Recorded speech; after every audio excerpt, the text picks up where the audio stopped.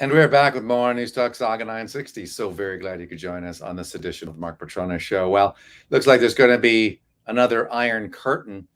Those of you who are old enough to remember know that that was a term that was applied to the Eastern Bloc nations, including the old Soviet Union and all the countries surrounding it, the many nations that made up the old Iron Curtain. It was a coin. It was a term that was coined, I believe, by Winston Churchill, who said that an Iron Curtain had descended on Eastern Europe, something to that effect. Well, now the term is being applied, except not by something that Russia is doing, but by something NATO is doing in many of the Western nations. There's talk about a new Iron Curtain put forth by the Western nations in order to prevent incursions by Russia. Of course, that's been sparked in no small measure by the attack by Putin and his army on Ukraine and the ongoing war in that nation, as the Russians continue to make inroads, particularly in the eastern part of that nation. And it looks more and more like they're going to prevail as Ukraine almost has lost any ability really to gain back any of its territory lost to the Russians. And so we'll have to see how that goes forward. But there is some talk that Putin is ripping the idea of a new Iron Curtain as nations that had been previously non-aligned, we're talking about countries like Sweden, now become part of the Western orbit in terms of as a way to try to avoid invasion, some future invasion at the hands of Putin. Cosmin Georgia has a background in Eastern Europe. His background is Romanian as well as Hungarian. So he knows all too well what it's like to be under the yoke of the old Soviet bloc.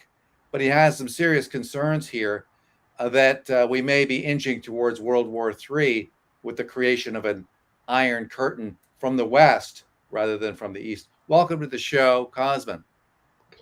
Thanks for having me, Mark. All right, so you're Romanian, you're Hungarian.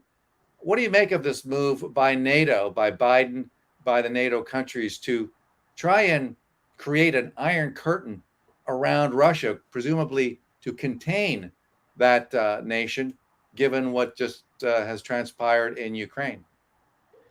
I think the rhetoric is particularly heightened around the Ukraine situation, given everything that's going on. But the key, in my eyes, is de-escalation. We want a peaceful solution to this conflict that has dragged on for so long that risks tearing Europe apart. I mean, currently we see NATO leaders gathering in Germany discussing the next steps to take with regard to the Russia's invasion of Ukraine.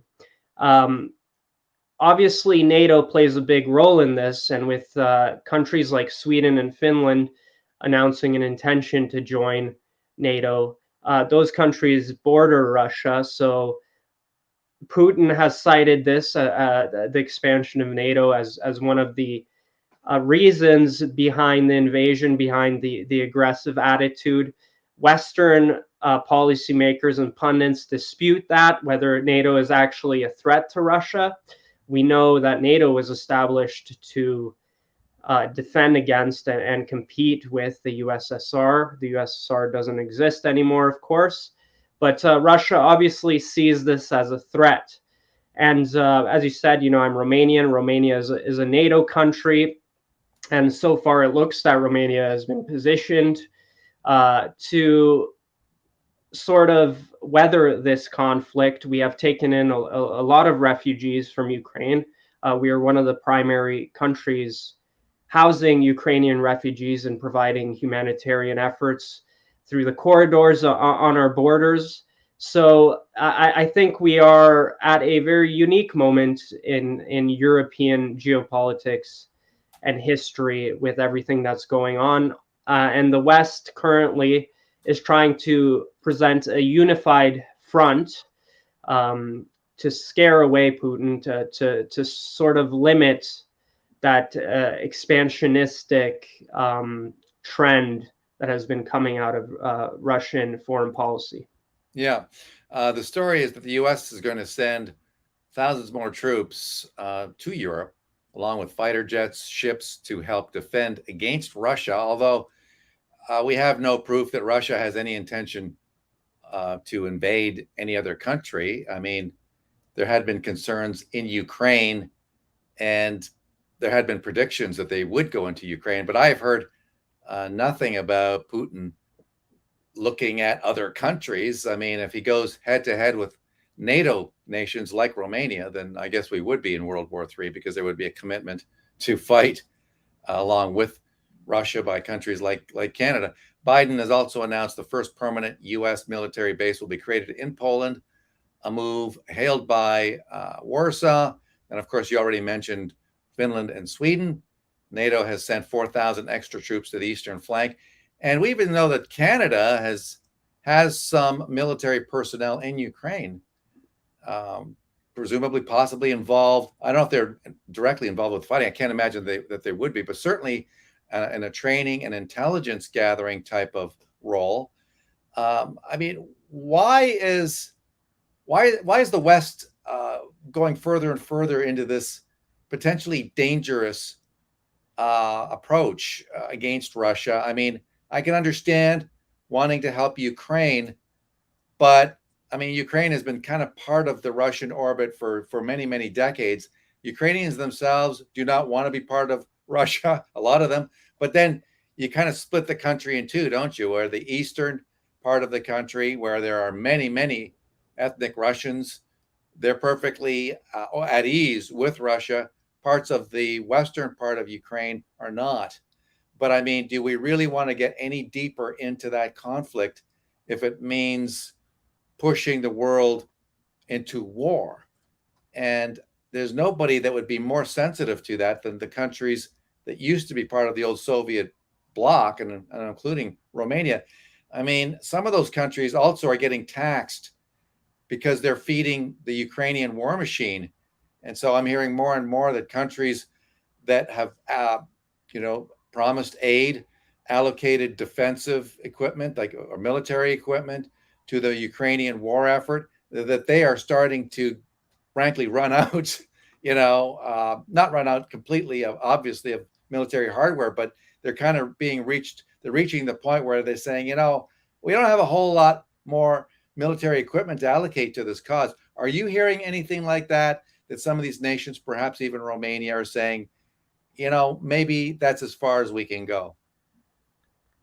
Well, I think there is a realization that this is likely looking to be a prolonged conflict. It's going to be a war of attrition.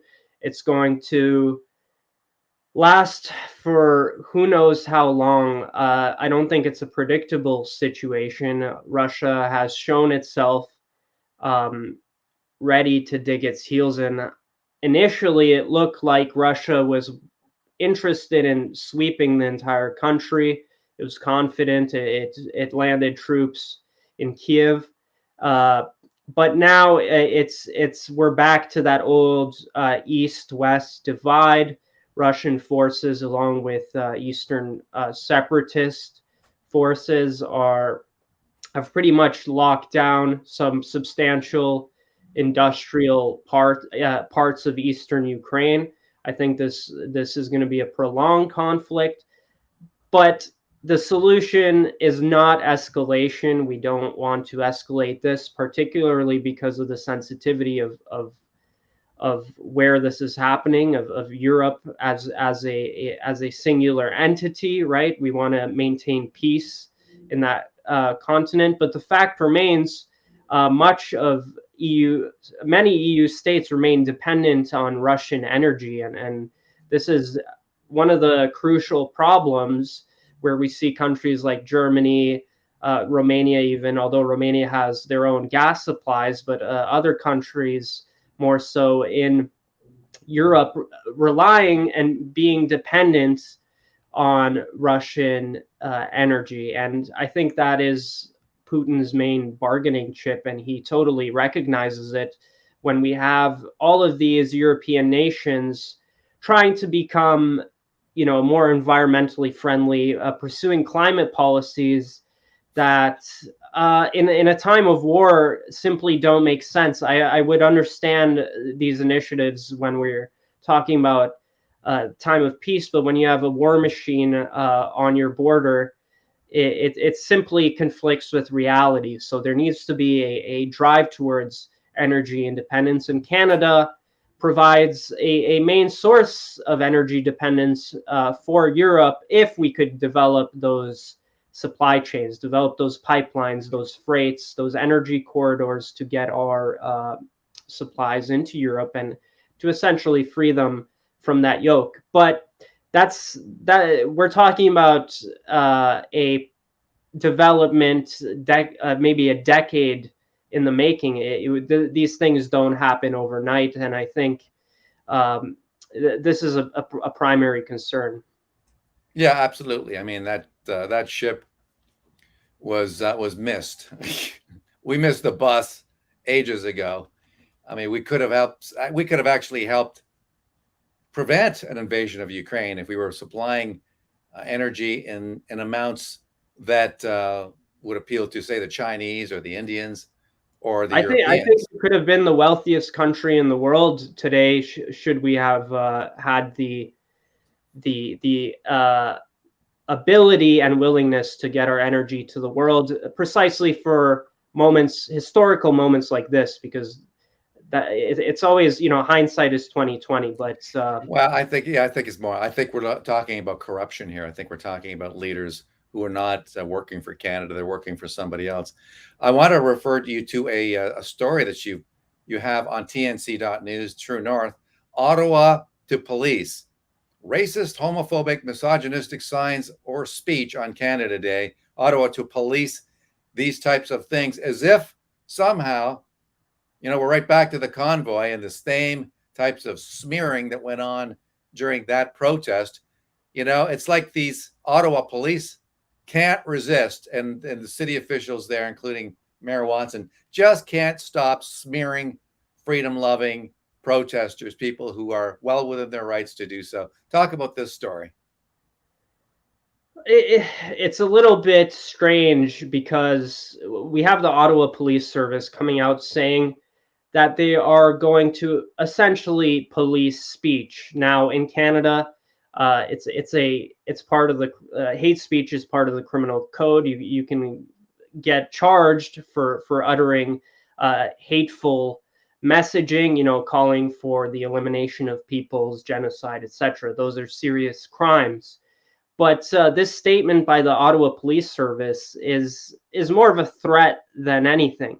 They list your laundry list of phobias and isms, right? Racist, homophobic, misogynistic signs or speech are unacceptable. But a lot of those things are not defined by law in a meaningful way, and by that I mean, they're open to interpretation. And one of the things that concerns me is that the Ottawa police said, even if there are no other crimes committed, if there's no other charges they can lay, they are going to pursue investigations and take action for these things, which, as I said, are open to interpretation. So it brings to question the abuse of power and what are they really looking for, right? We see the media trying to paint certain modes of flag waving, like if you have your flag out on your truck, then oh yeah, you're a racist freedom convoy supporter. Now, are we to interpret that somebody who has, for example, another prominent sign, an F Trudeau flag, is that a misogynistic, hateful message? It's yet to be seen. I think it's within the realm of possibility that the Ottawa Police Service would go after somebody with such a flag, and I think that's an egregious abuse of power. It's an attack on freedom of speech. So we're really skating a fine line of trying to police speech, which conflicts with our charter rights to freedom of expression. Yeah, you make a good point. Is the F Trudeau flag about to become illegal? Could they do that?